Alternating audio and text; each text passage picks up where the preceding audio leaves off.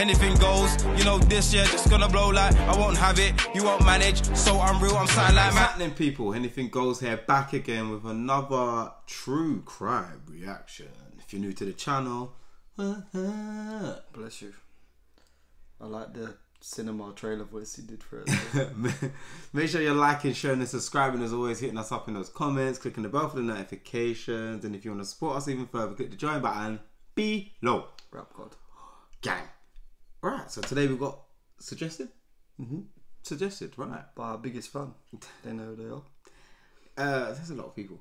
The most twisted cases you've ever heard, episode 1. I mean, that sounds mad from the title, but... I mean, look what we watched last week, so... What, Brain Chow Mein? Brain Chow Mein? Does name your next mixtape. That would be a sick mixtape name. Anyway. Alright, let me get that out. From EWU Crime Story Time. Get that out there. Shout out to them. Yeah, well, let's... it's this year. Started this year.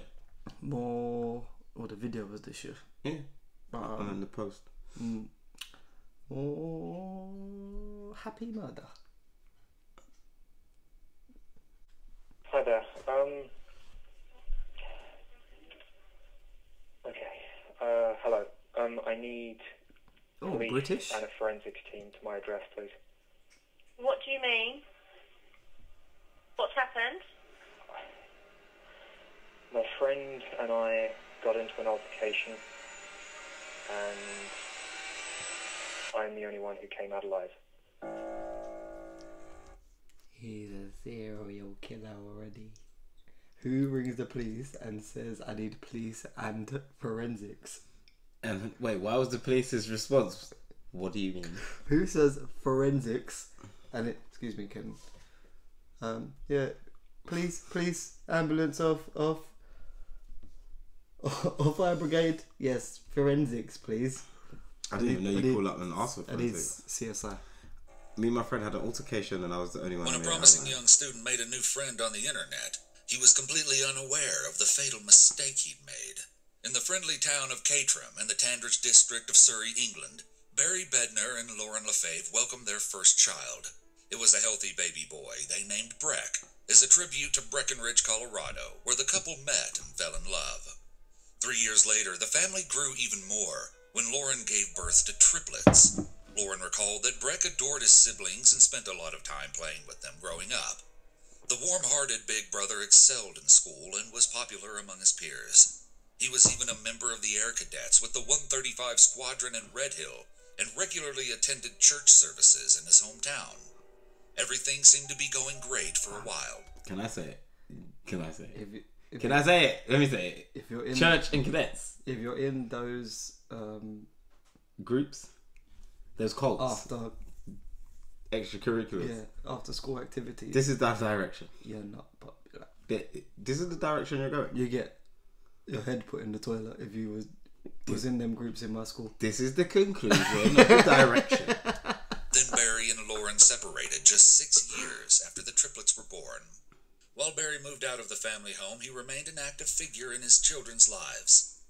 However, there was something dark brewing under the surface of Breck's perfect exterior. Around his 14th birthday, Lauren started to notice some troubling changes in her eldest son.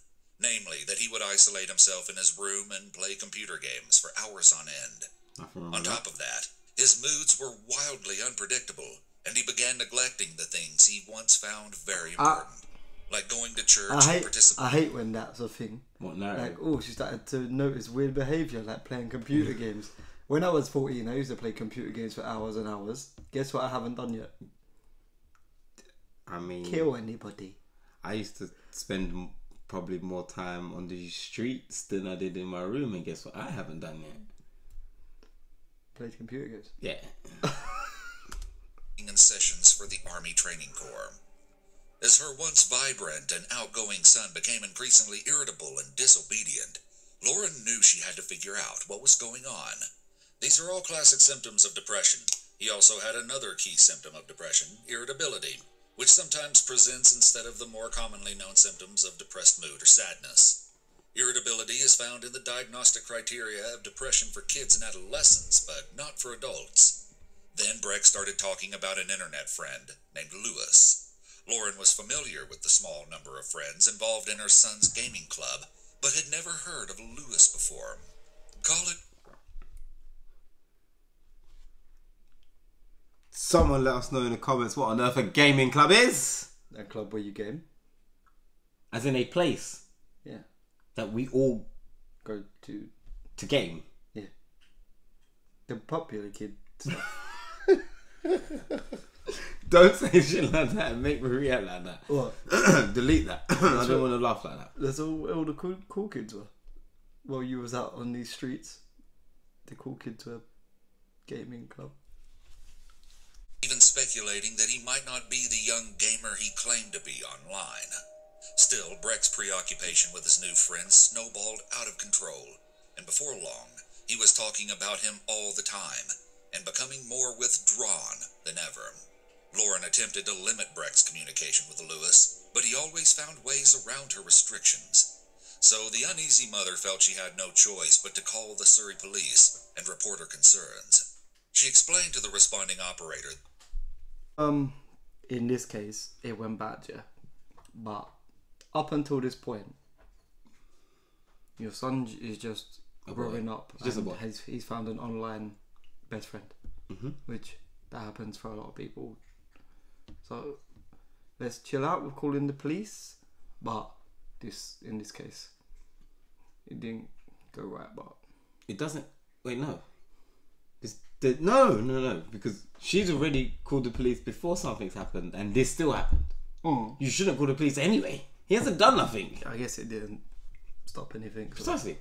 he's just got a friend that he's playing COD with online.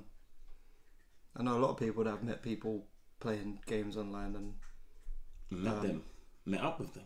yeah. Psychopaths.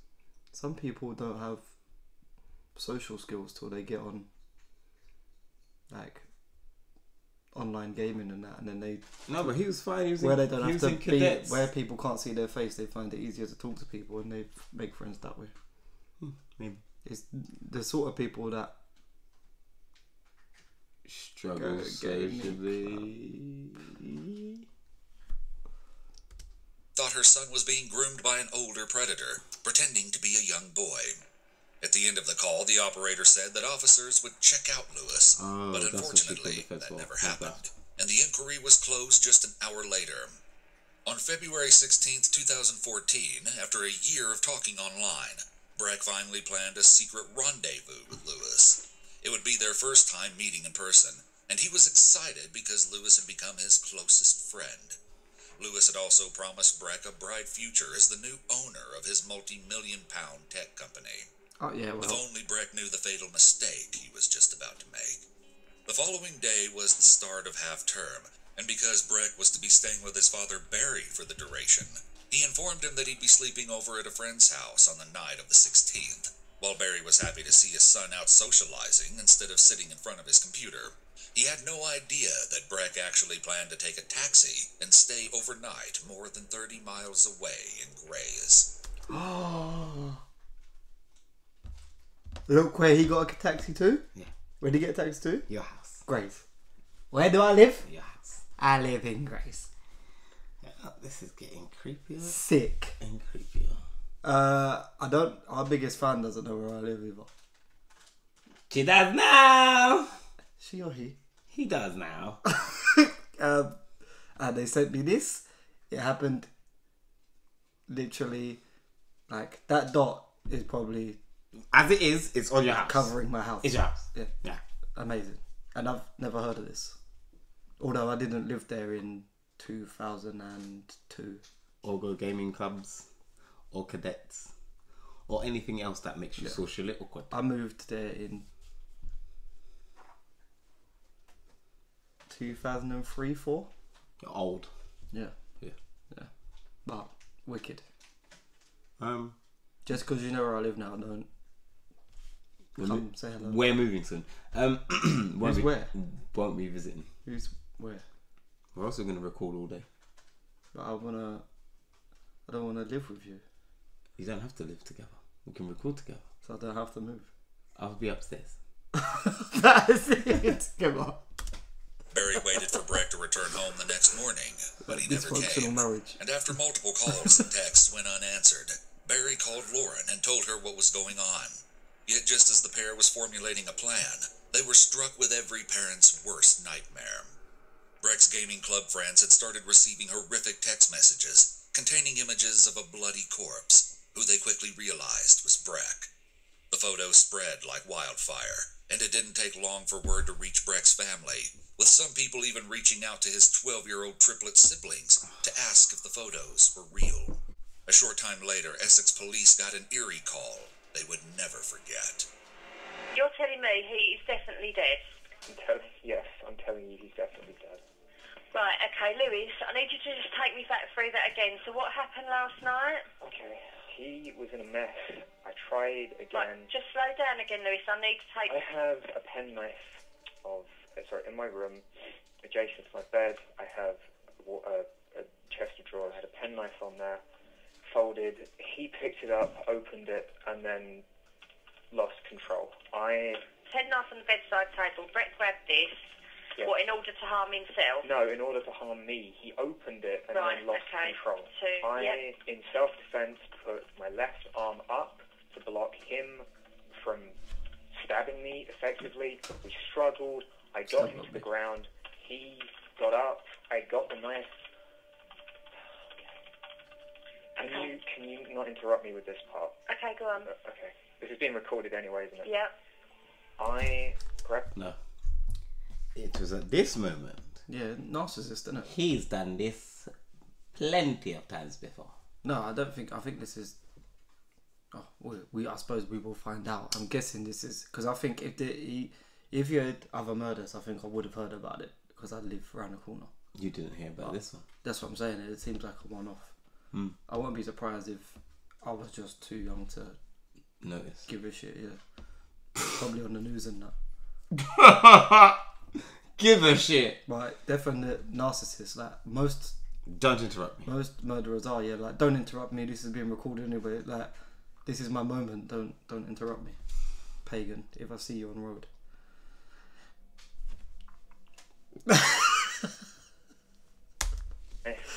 I stabbed him once in the back of the neck. I believe somewhere near the brainstem. He turned around, tried to. That's a very small area to be deciding to stab someone I know without it being meditated. I know a couple of things that have got decent brainstem still. What's wrong with your eyes? Your man would blink like that after saying something so stupid.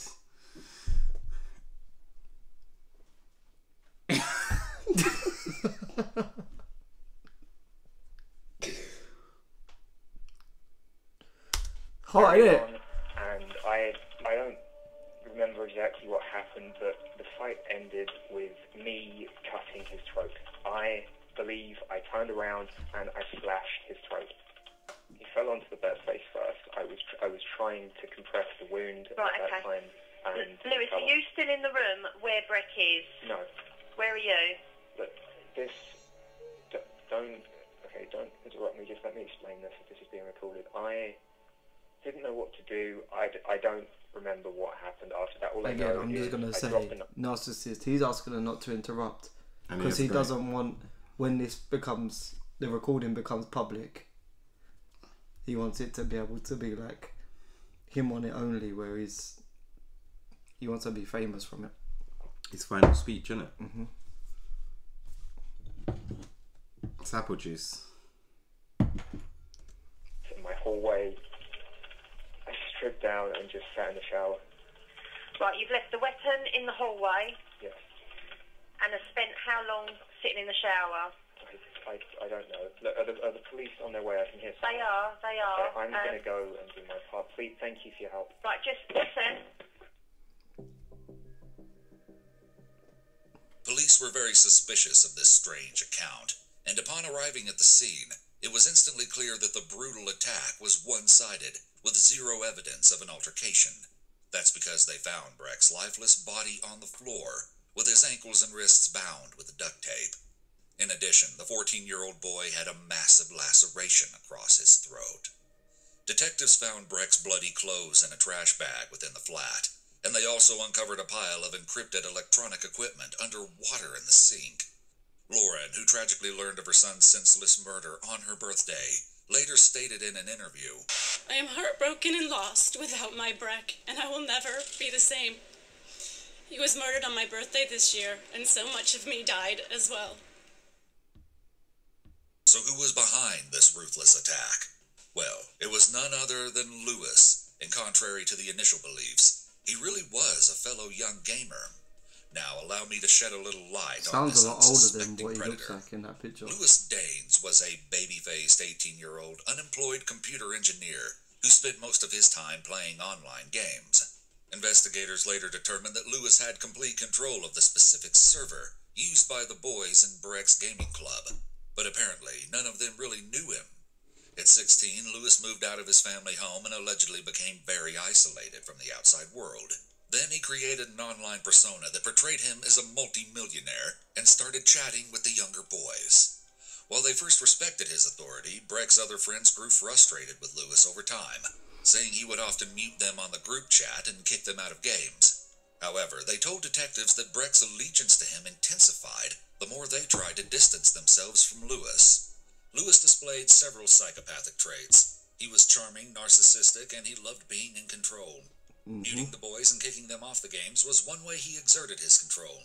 He was also highly intelligent, and his creation of a false persona about being a multimillionaire shows that he was a pathological liar.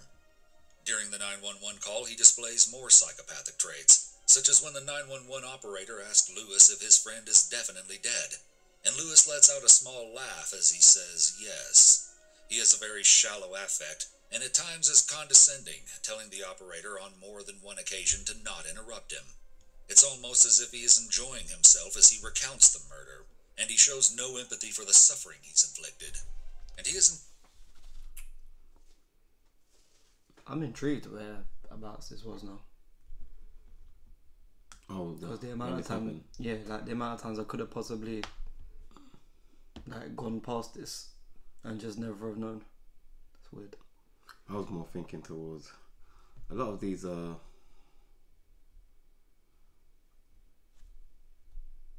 character defining traits that they're explaining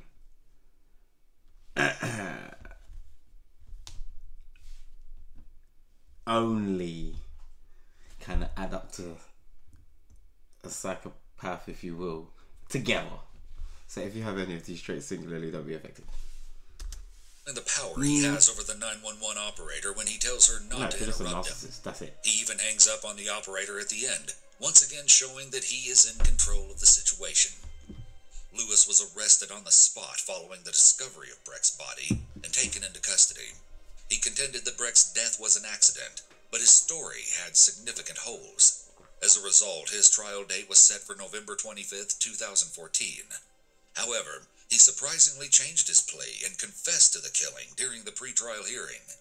During this time, prosecutors commented on the brutality of the crime, noting the steps Lewis had taken before the murder. I lost the date somewhere. Because they said his trial date was 2014, but then the last date I remember was 2002. But that might have been 12. Huh? 2012? No, something was 2002. That might have been when they moved, when his parents moved to England. 1999 is when they met. The parents met. Oh, okay. I lost the date. I lost when the date this happened, because I was there in 2014 for a while. Yeah. Which included buying condoms, duct tape, and syringes. It's likely that Lewis chose Breck as his victim well in advance. He saw that Breck was vulnerable, and he took advantage of that situation. He likely gave Breck privileges and attention that he didn't give to the other boys, which made Breck feel special and therefore more loyal to him. Lewis was good-looking, charismatic, and he was idolized by Breck. He spent months earning Breck's trust, only to brutally kill him, achieving complete control. On January 12, 2015, Lewis Daines was handed a life sentence with a minimum term of 25 years in prison. Breck's mother said of the ruling, "No amount of years behind bars will ever change the poisonous attitude and actions of a psychotic animal who can behave this way." The Crown Prosecutor also spoke to the court, saying, "The degree of planning and manipulation by Daines is shocking, and when you consider the young ages of perpetrator and victim, it stands out as one of the most cruel, violent, and unusual cases we have dealt with." Lauren and Barry took legal action against both the Surrey and Essex police departments for neglecting their reports of possible grooming. Unfortunately, it didn't take long for the Independent Police Complaints Commission, IPCC, to discover that the responding operator was ill-equipped to handle such a call. Beyond not being connected with a specialist agency, police never ran a background check on Lewis Daines. If they had, they would have seen on his record that he'd been accused of assaulting another young boy in 2011. Desperate to prevent this from happening to another innocent family, Barry... Yeah, I was about to pause it as well, because... This is what the mum wanted. Surprise! The police don't do their job. So, what? Why? What? The police just sit around doing nothing all day instead of doing their job? The police can check someone's background by typing their name in the computer. That takes 5 seconds and they don't do it. I'm so shocked. Who's at fault? For the conclusion. Could this, from all the information we have halfway through this episode, could this have been prevented? Yeah. I know at the start I said, like, relax, your son has a, like, online best friend. Yeah, but after the fact, it's a bit different. It's like, and I talked about how people do meet people online gaming and all that, like, not at 14, obviously. And there is way to, like, when I said back off, it was like, you don't need to call the police just because they're becoming friendly with someone online, but there's still ways you can go about, like, securely monitoring it. There's that. I was more thinking, so how old was he at the time? 16? What? The Lewis? Yeah. 18, I think. In like 2012? This had to be PC games. Well, yeah, he said server, so it would have been World of Warcraft or something like that back then. Maybe because that was like the biggest game back then, and he said about how he owned one of the servers that they were playing on. So maybe get rid of the computer. Yeah. Or just take it away for breaks. Yeah, there's back then it was a lot harder to track people like that as well. Whereas now, like, oh, it's simple. Yeah. No, but I'm just trying to think. I don't know. Solutions for precautions of some kind without invading the it's the hard kids' because privacy. you don't want to, not even the kids' privacy, because you're 14, you don't get privacy. Yeah. When it comes to online stuff, if I had a 14-year-old kid, you don't get online privacy. But did you even have online anything? In 2012 we would have, 2014 we would have been on MySpace, and no, maybe even before that we would have been on MySpace. MySpace and Bebo and MSN Messenger. Yeah, but were you a PC gamer? No. Right, so no matter I what... would have been on PlayStation. Right, but so you was a gamer, online. but you were on a PC gamer. So no matter what, the worst you can hear is insults or shouting and screaming. And me and a friend, one of my boys from school, played with a bunch of American guys.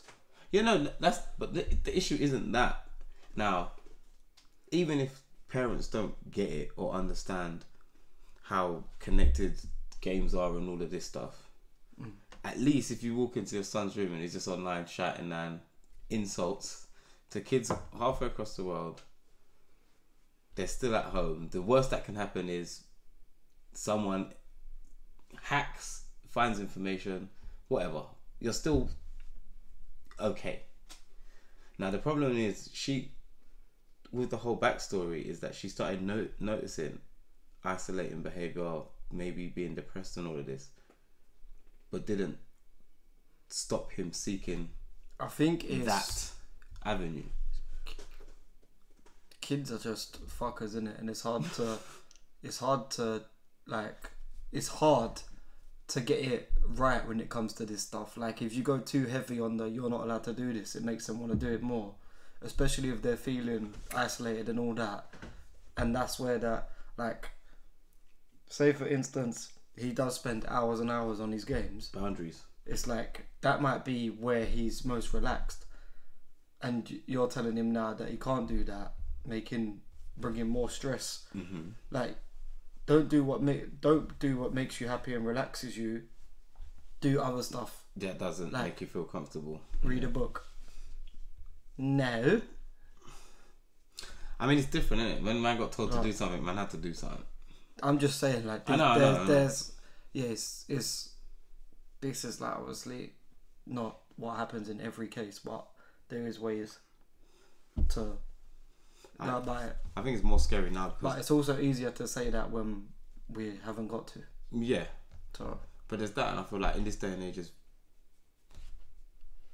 games and the internet is a lot more accessible than it was back then per se, let alone anything else. And that now, because of esports and e-games and that, like, it's also not even just... A lot of people don't need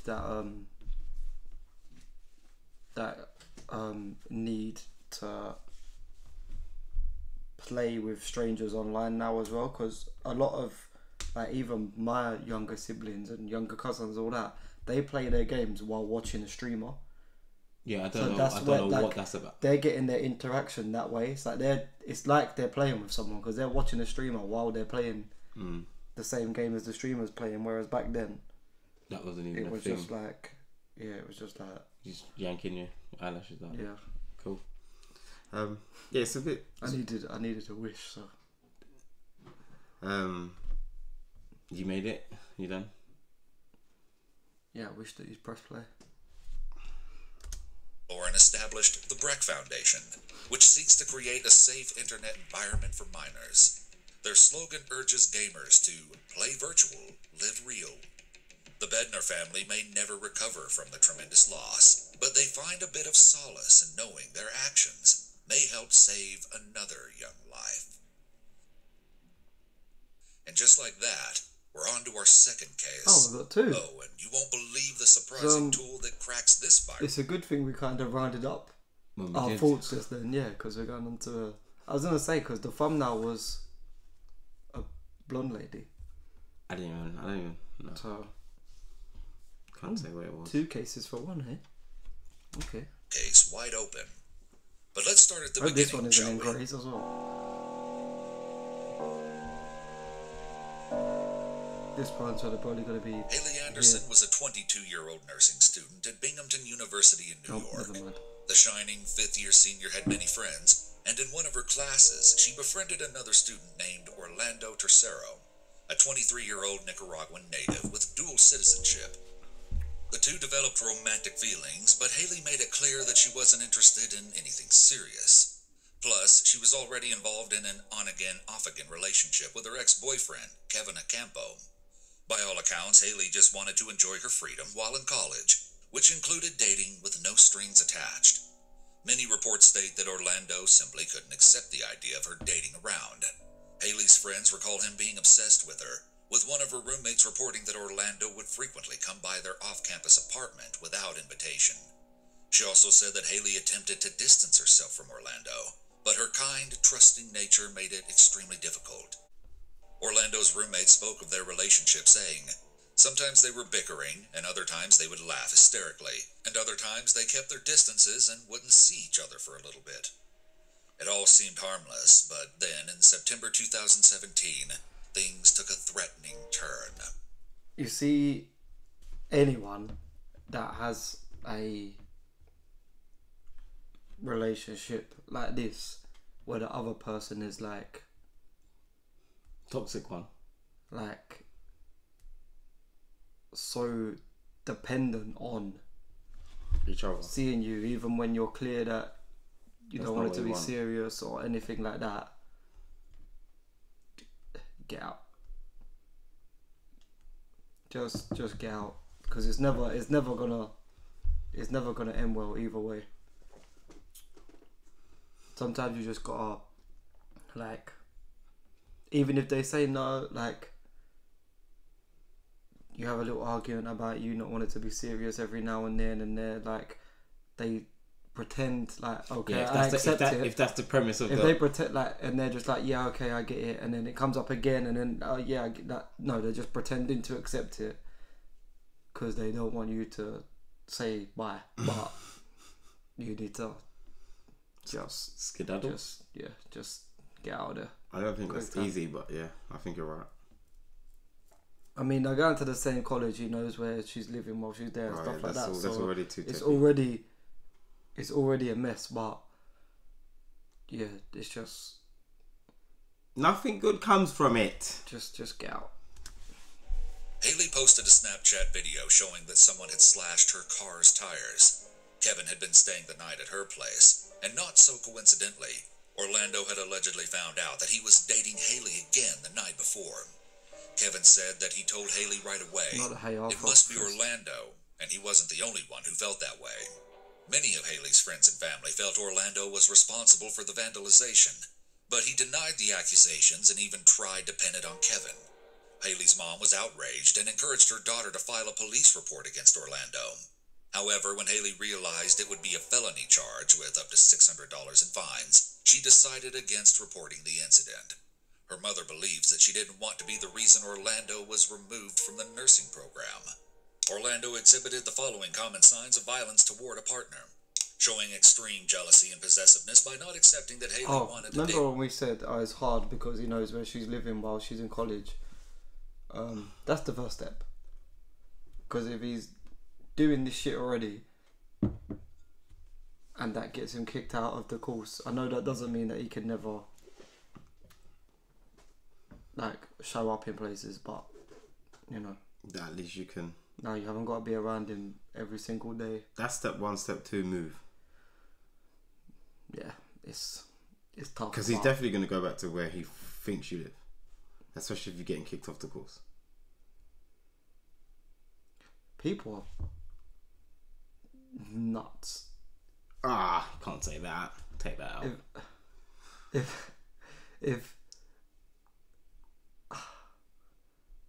it's just very backwards.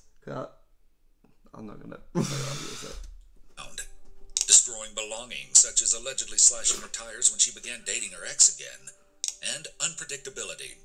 He also exhibited stalker-like tendencies, and his violence escalated over time, starting with allegedly slashing her tires.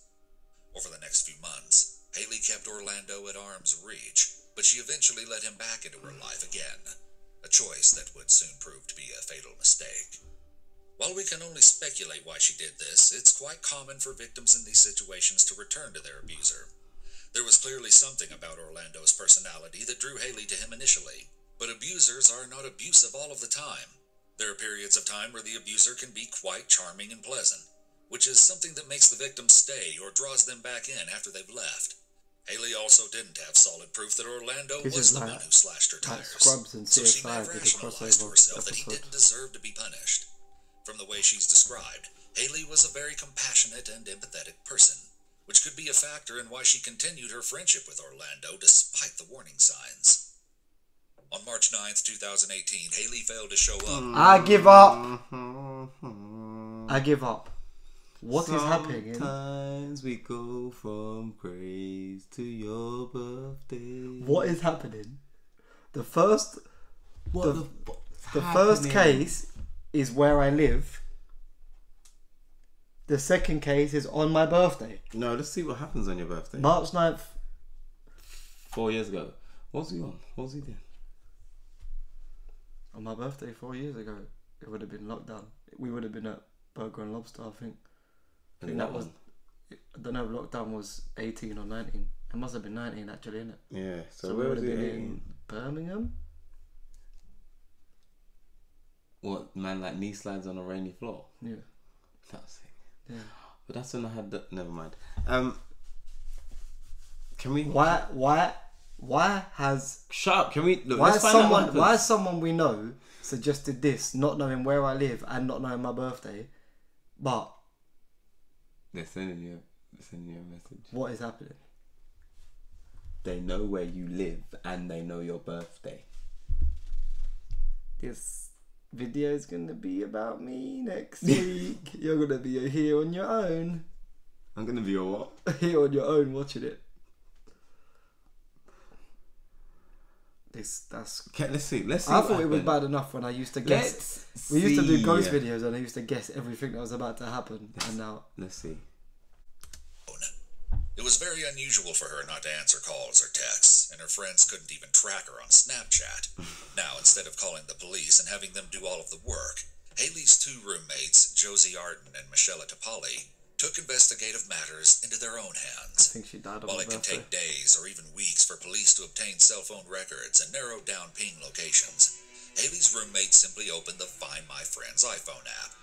Oh, but when they did, the young women were horrified by what they saw. Haley's phone was in Orlando's house. Unbeknownst to the two friends, Orlando's sister had already contacted police that day, requesting a welfare check at her brother's home. She said that he left her an ominous voicemail message, but no one answered the door when police arrived, so they left. That phone... They're not allowed in America. They're not allowed to enter. I think. I don't think they're allowed to enter. I might be wrong, but in America, I don't think they're allowed to enter unless they can actually see the person's injured or they have proof of something wrong. Foul play. Message could be a key in understanding Orlando's state of mind on that fateful day. Feds accidentally coming Michelle out. and Josie sprang into action and made their way over to the house. When there was no answer at the door, Josie hoisted Michelle through an open window and then pulled herself inside. As soon as she got in, she heard Michelle scream. Josie, call 911. Haley's pale, lifeless body was draped across the bed, and Orlando was nowhere in sight. Authorities descended on the scene and found Haley with apparent bruising to her arms and neck. An autopsy the following day concluded that she'd been strangled and listed her cause of death as asphyxiation by neck compression. Meanwhile, investigators were busy reviewing surveillance footage from outside Orlando's house, and at around 4 in the morning, they saw Haley willingly enter the residence. She was never caught on the tape again, but Orlando appeared several more times. Because she entered the house willingly, it's clear that Haley trusted Orlando, and he completely broke that trust. Receipts found inside the house showed that one of those times was during a trip to CVS, where he purchased over-the-counter sleep aids. Detectives also found evidence that suggested Orlando had attempted to take his own life, including a Spanish-written note reading, "I'm so sorry for this, Father. I will see you soon." Then he was seen walking out the front door one last time, carrying luggage. Police quickly realized that Orlando had boarded a plane more than 3 hours away at New York's JFK International Airport and flown back to Nicaragua. He was captured on airport cameras with some kind of large bandage around his head, possibly from attempting to take his life. It is possible that he did not actually want to die himself, which is why his attempt failed and he chose to run away instead. Another possibility is that he didn't have access to more lethal means, such as a gun. But his attempt at escape shows that Orlando knew I was going to say that I always find it I know there's some people that kill people in horrible ways. But when it comes to just one-off straight up murder, strangling someone is worse than stabbing someone or shooting someone to me. What do you mean, personally? Because if you say you do it out of blind rage, like any of those three, once you shoot or stab someone, in that one action, it's done. Strangling someone is It could be done, yeah. It's like a process where you're literally got your hands on this person, and you have to look at stay looking at them, keeping applying pressure. It's why are you... What? Me? Yeah. What, my thoughts? Yeah. You're a psychopath. How's that psychopath? You thought about it's way too deep. No, because we're watching it and it's just Yeah, but I'm saying you thought about asphyxiation. No, I'm saying how... No, it just does take longer. I feel anything that... strangling someone or anything that takes longer than like a literal blind. Like, how many times have you got angry and like punched a door or something like that in your life, and then you think like, why did I do that? Whereas like pulling a trigger on a gun. I'm so happy you didn't require an answer because you weren't gonna like it. Oh, You weren't gonna like it. too many. Too many. No. Just like I've done it. I've punched doors and stuff like that, and then thought like, why did I punch a door? The door doesn't care. I've seen the state of your controllers. Exactly. So like that's what I mean. Like anything that takes longer than like a split second to do, just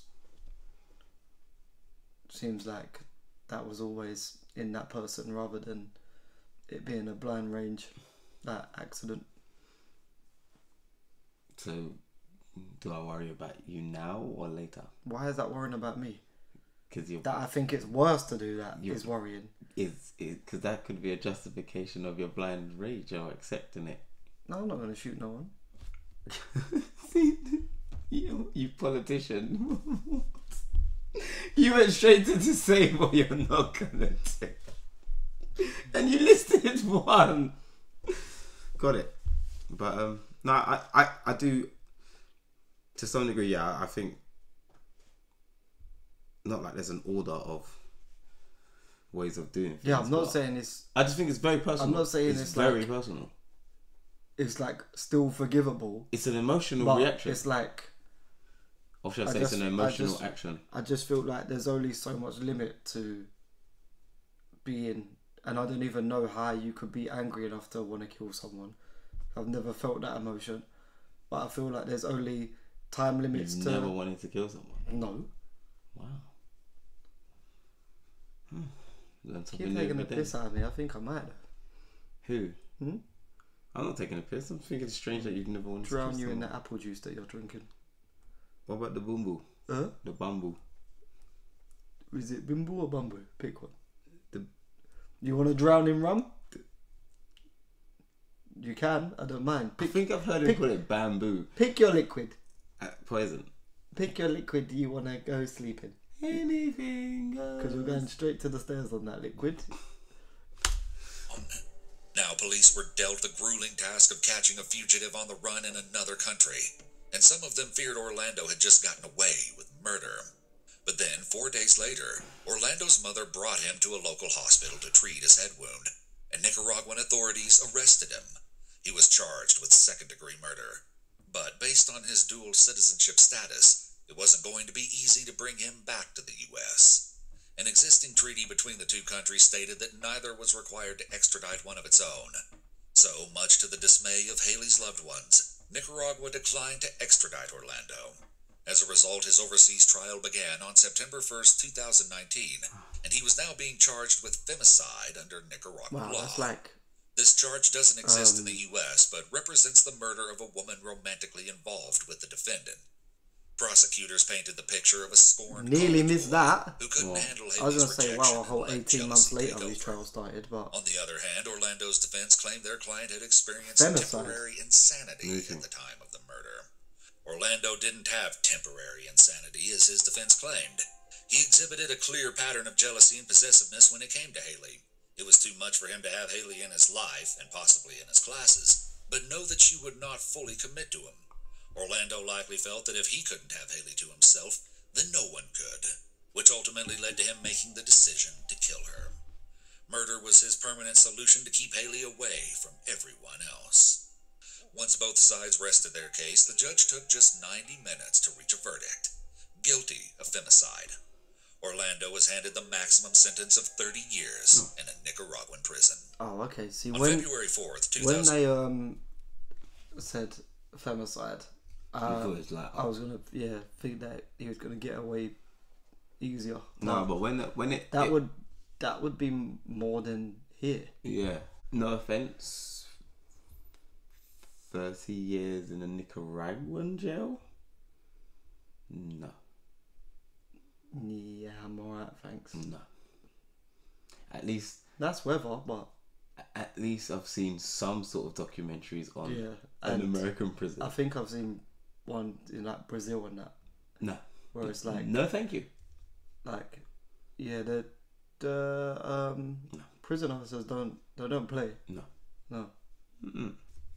But no, when it was like it had the definition, or maybe it was the legal definition of what femicide. It's just of a lover. Yeah. Or it's basically the death of a female.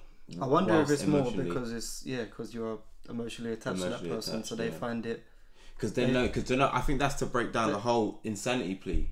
Yeah, that's what I'm thinking. I wonder if they find it because they're like, you're emotionally involved with this person, so which should make it harder for you to do that. To do that to them. Hence why they're saying, sorry, you can't. Because it's Nicaragua and it's a whole different law. I was expecting it to be like lighter. Killed your girlfriend.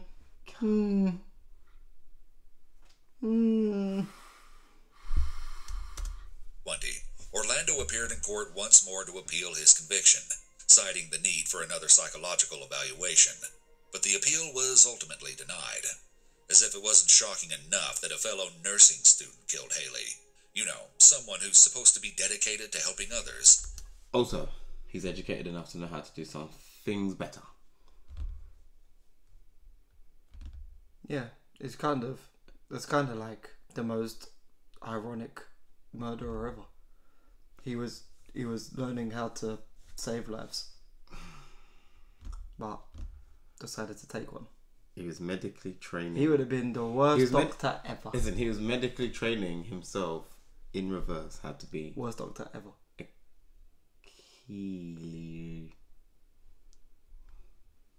Kilo.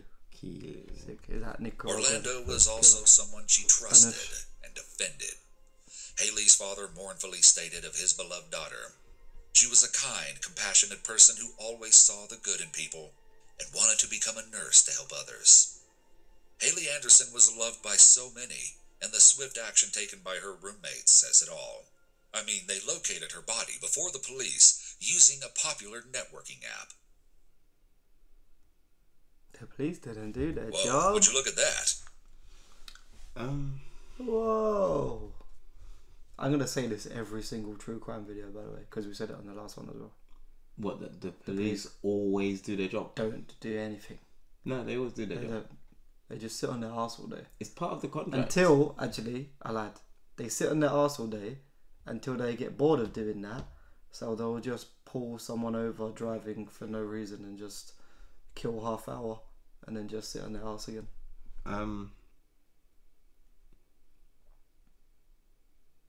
Can people really not see that stuff coming? What? I don't know. It's just... I think people just block it out. Like, how many people maybe have we known or not been friends with or anything like that, but maybe just known that are... I mean, I could think of 2 or 3 people that have been a bit too much when it comes to relationships and stuff. But you never think that it's going to get that far. I think, yeah. Because killing someone is too...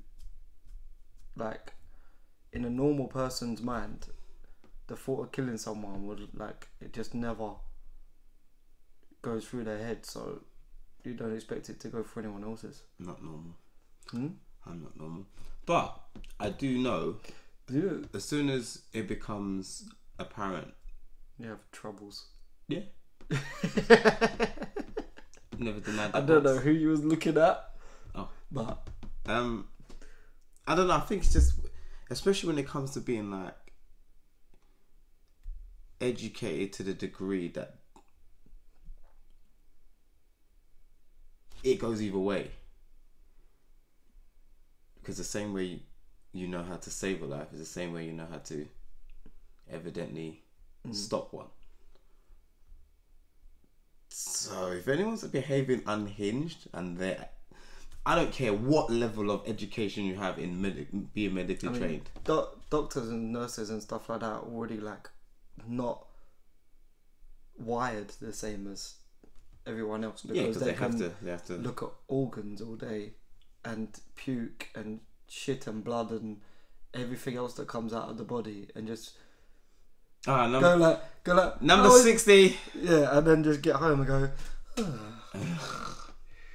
Whereas if I saw a surgery, I don't think I'd sleep for a month. Why? If I saw a doctor just take a lung out of someone and just go, put that one back. Yeah, there you go. I think I'd just be I think the cartoons in our childhood ruined you. Yeah. Yeah. Yeah. But yeah, but I still couldn't see somebody being cut open, and I can't watch like programs like 24 hours in A&E. Could you watch? Because even when the people come in and like they've got a dislocated finger and it's going that way, that makes you heave. I go like yellow. Do you think you could watch 24 hours in Newham on Bonfire Night? That's worse than surgery. Is it? That's probably why I'm okay. Oh. Yeah, you've seen surgeries? Bears. Yeah. Oh my god. I've seen organs I didn't know that there. Which is why you're looking straight down my phone and telling someone that you can kill them, which is always fun. I'm not medically trained, it's fine. We made it to case number 3. What, 3? Now, get ready, because this last one will have you questioning everyone. Good. Because I'm starting to question someone. Very good suggestion. Are you looking in the mirror? Uh-huh. Yeah. Yeah, just over there. Over that way. This isn't Ghosts. Our story begins in St. Augustine, Florida. 21. Which one is gonna have? What's gonna this? Yeah, man. What's this case going to do with me this time? It's been where I live, my birthday. Now what? What's the date? The killer's probably gonna have the same name as me or something like that. Okay. Wait. Our story begins in St. Augustine, Florida. November 1990. It's gonna happen on your born day. Oh, my exact born day.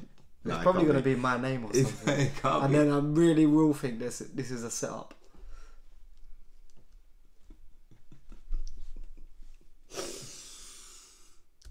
21-year-old Amy Blount, a senior at Flagler College, was out on the town at a place called St. George's Tavern with a group of friends.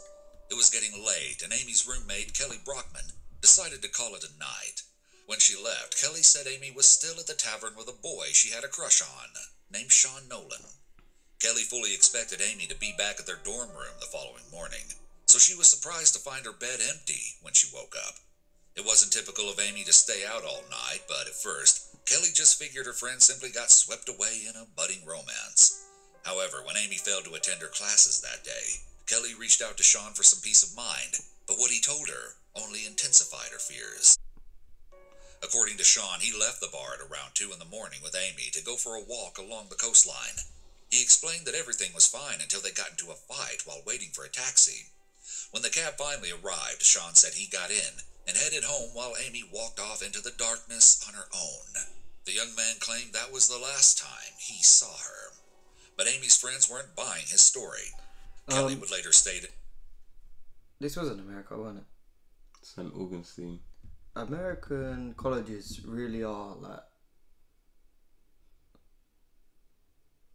dangerous. Oh yeah. Beyond belief. I don't feel like here when people go uni, like. Did you go uni? No. But you visited unis? Yeah, but I don't think I've. Oh, never mind. I have seen surgery when I've been to a uni. Oh yeah.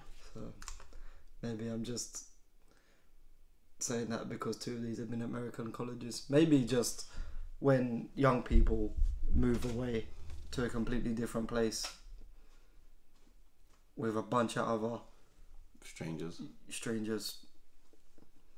they're just too caught up in the moment of having their freedom, everything, and yeah. But I think a lot of what we're going by is based on, like, I don't know, maybe documentaries or things that have been documented in general, and then there's that plus your imagination in comparison to the lack of information we have from, I don't know, unis and stuff.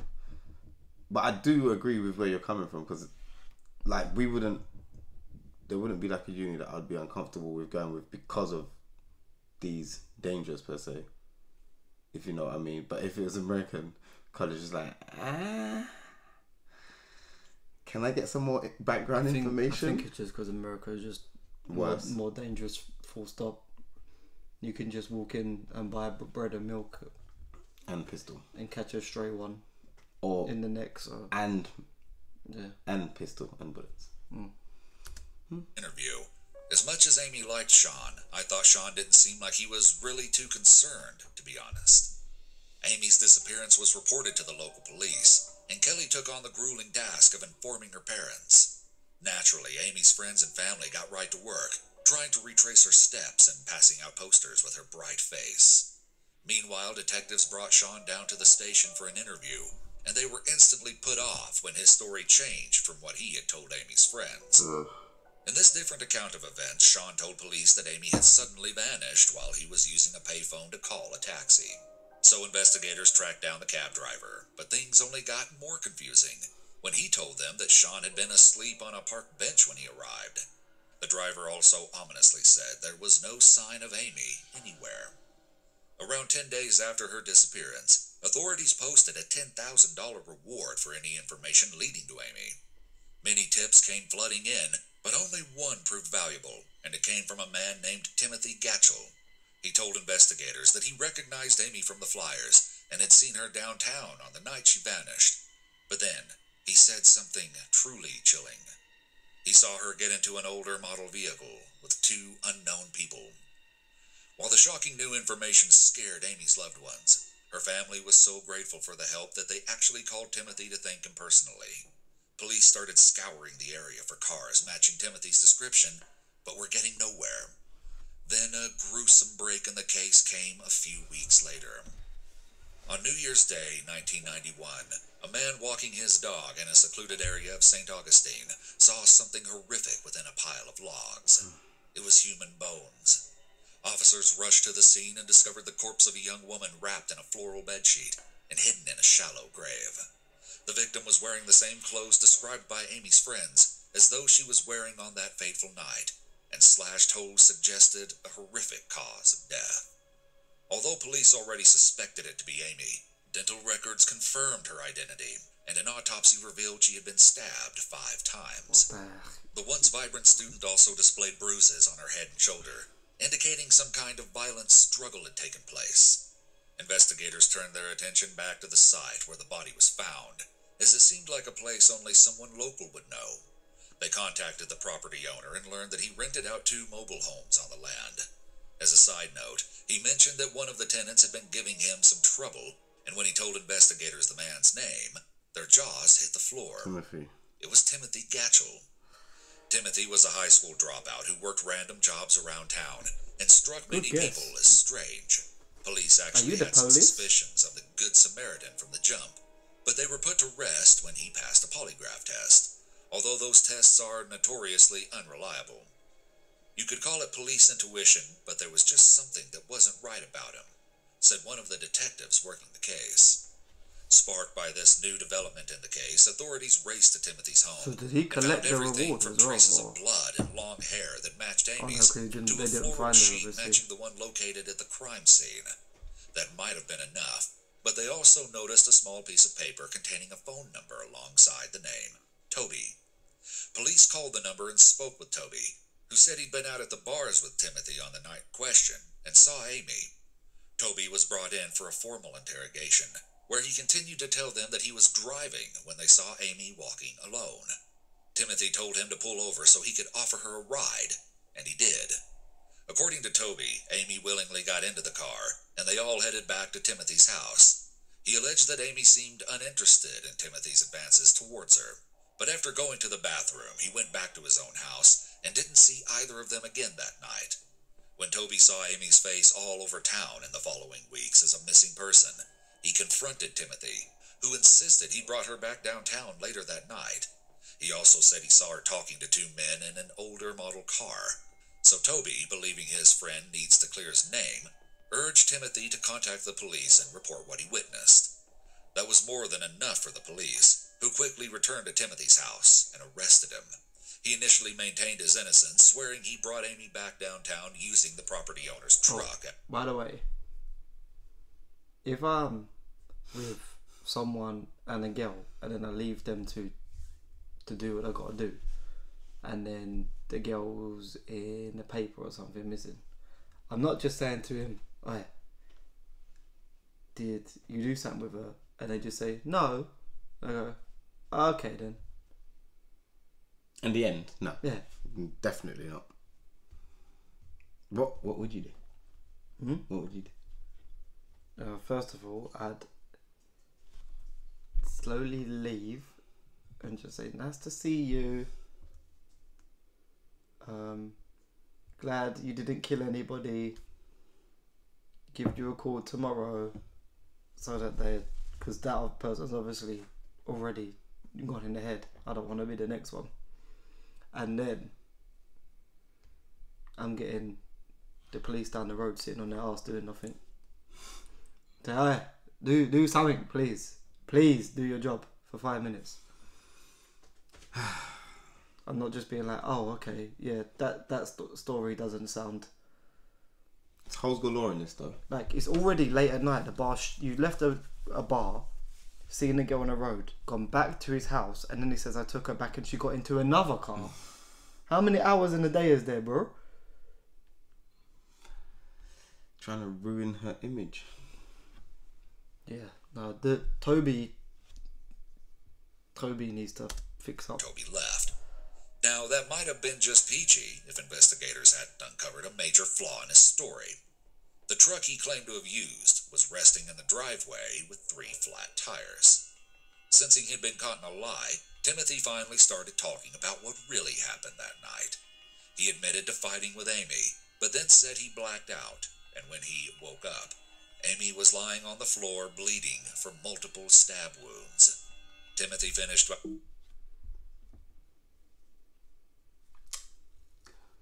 Very, very big red flag. I know it's like, I just don't understand how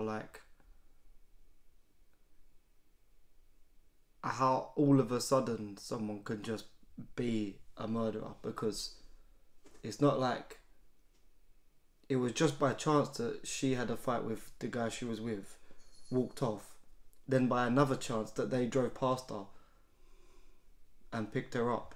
How that whole situation all these things happened, and this time the fight ended like that. To him stabbing her multiple times. No, that's not the important part. Like, the important part is him blacking out, and then when he woke up. Yeah, but that's obviously not the truth. I fell asleep, and when I woke up, she was dead. Yeah, amazing. Cool story, bro. Made it up. Made the story up. Not buying it. Made it up. Yeah. Cool. Telling detectives that he went outside. I guess he fell asleep and wrapped her body up in. Oh yeah, there's best stuff. And then dumped her in a ditch. I can't. Fell asleep again. Yeah, it's gonna end all of a sudden. Nope. Hey, he's got 30 seconds to tell us how long he went to prison for and stuff. Stab wounds. Timothy finished by telling detectives that he went outside and dug a hole, wrapped Amy in a sheet, then said a prayer as he carried her body out to the shallow grave. Timothy Gatchell was charged with first-degree murder, and his trial was set for July 1991. Instead, however, he pleaded guilty to avoid the electric chair and was given a life sentence without the possibility of parole. Amy's family was devastated to learn that the person who took her away was the same person they trusted to be helping them. Oh. We hope someone will kill him in prison. We wanted him to die in the electric chair, Amy's sister stated. I just thought, that her family called him personally and thanked him for the information. The information came from the killer. Her mum would have been on the phone to the person that killed her daughter saying thank you. Oh, that would have hurt as well. Oh my god, after the fact. Like, I mean, the natural realisation of the mum. Like, that would spun. Yeah. I don't know how people sit in court with people that have killed a family member and listen to them speak and just look at them in general I think I'd have too much rage. Do you think you could do it? No, I know. Obviously, I know people in my close family that have done that. What?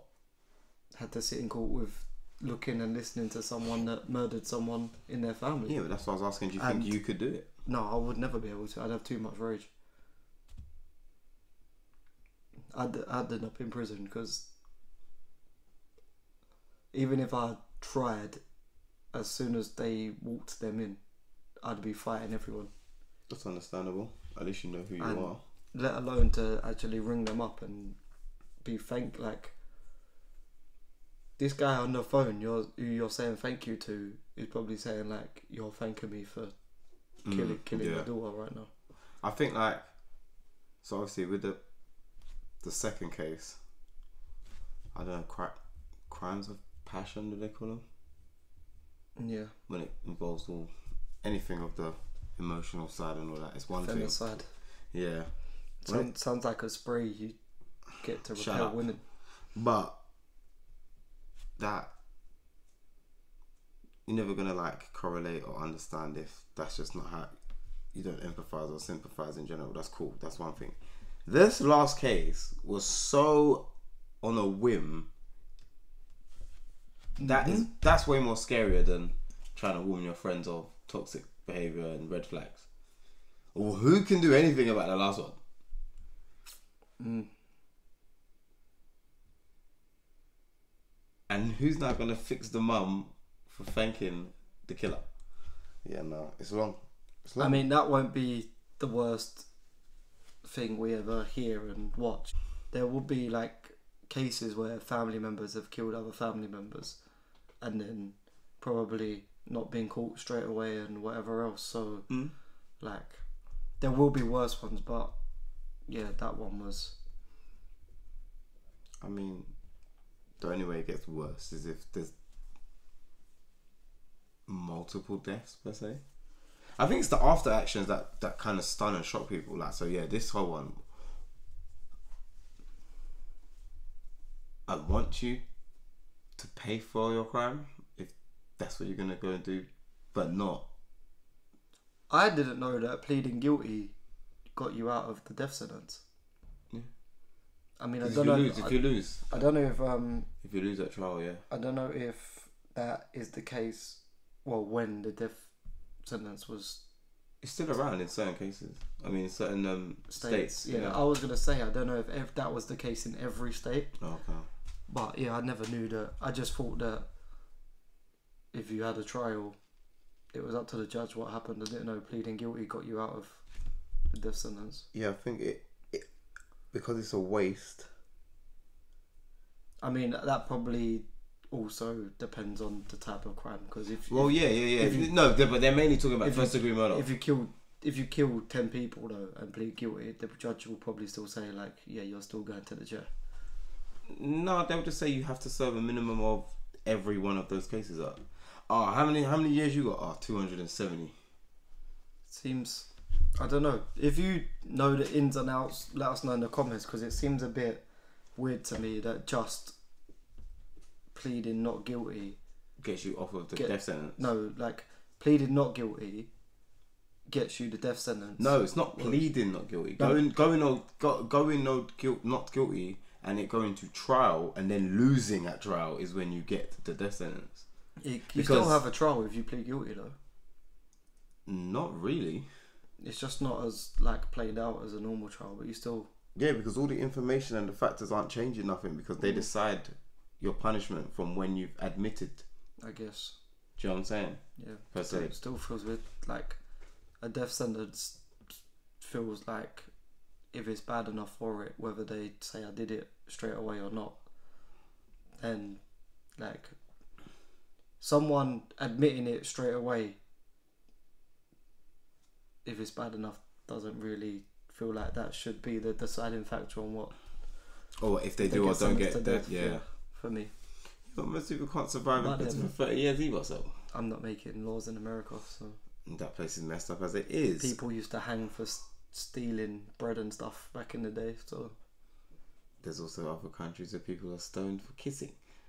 Yeah. It's a wonderful world. Great Great suggestion. Yeah, well done. Very connected to today's. And if you wanted to know what the third one had to do with me, I've only ever met one Sean that spells his name like that. So I do know someone whose name was in that. I've only ever known Sean to be spelt one way apart from this one person. O'Connors. Yeah, one, great suggestion. Two, very connected to how is it the first one where I live and then the second one's on my birthday? It's alright. That's gonna creep him out for the rest of the week. If you like the video, let us know what you guys think. Definitely hit us up in the comments with some sort of law information. This one was still interesting even though there wasn't a woman like cooking body parts. Brian Chow Mein. No, was still. Yeah, I think that there's always factors, isn't it? I think with the ghost videos, there's like somewhere we already know like, oh, this one isn't going to be as entertaining when it's just like, when we know it's just going to be like a shadow quickly in the background. Whereas because these are like real stories. Yeah, the facts. It's the facts. The different. It's still facts like and how seeing how it comes about is what changes how even though like digest it. All these people that kill people have got us like something switched off in their brain. It's never like the same way. It's called like their brain. They all do completely different like ways of trying to get out of it. Methods. Yeah, but it's worse because it's like I don't want to say everyone should try it and get away with it. But we're not seeing any example of anyone trying to get away with it. When Nicaragua just fled the country, cool. That's step one. And then step two would not be going to the hospital with your mum. No. Don't really have a way out of it then. If depending on what his head injury was. Yeah, you're going to tell your mum, I can't go to hospital because I got this because I killed somebody. Then you got Timothy calling up to help get a reward. That is like with the first one. That is just kind of plays into the narcissism and stuff as well. Though, even though his friend said, "Right, you've got to call the police and sort it out." Yeah, like that's still like him kind of trying to get like focus, give himself like praise and limelight and stuff from it. So. Yeah, so long as man gets the attention, I'm guessing that's what he did it for. Because, I don't know, like you at some point you're kicking yourself. At some point, whether you felt like it was intentional or not, whatever, that's gonna you were kicking yourself. It's just so stupid to, if you've killed someone, one, to call the police. Anyway, and say, yeah, I saw them doing this, but why bury them right out the back of where you live as well? I think it's more mad that like I'm convinced that anyone that murders someone wants to be caught. Deep down, they want to be caught. Unless they got a YouTube channel.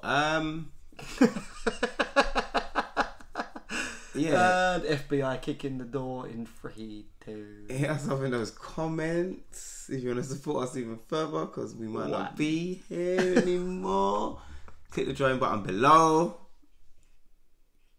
Peace. No, I got a flow. When I react, the man's got cold. When I react, the man's got go. You little bitch, stick it in your reacts. It was a big react, so man's got no. Hennything goes, you know this year just gonna blow like I won't have it. You won't manage, so I'm real, I'm silent like magic. Part with a man that oh so savage.